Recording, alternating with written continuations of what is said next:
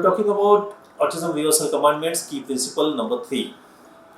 To develop communication in autism child, switch from screen-based learning to language and action-based learning. Now here we're talking about autism, where the main issue which is affected is socialization and communication. And to develop communication, we need to understand the communication, and the communication is best understood between two living peoples only by actions, that is expressive communication, and language or verbal communication.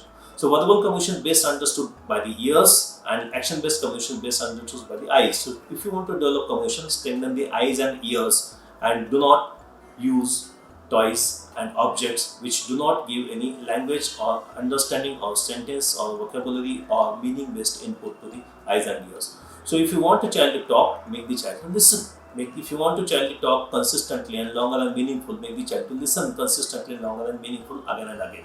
So if you want the child to communicate, concentrate on auditory input and not just visual input.